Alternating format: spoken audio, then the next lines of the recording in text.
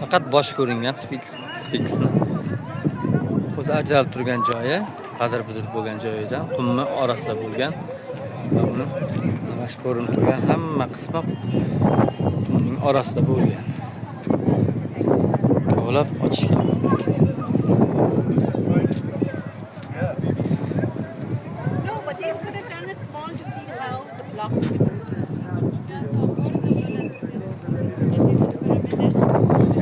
Yuqori qismi ancha vaqt ta'siri ostida yemirilish boshlabdi. Past tomonlari ming yillar davomida qum ostida bo'lgani uchun juda yaxshi saqlangan.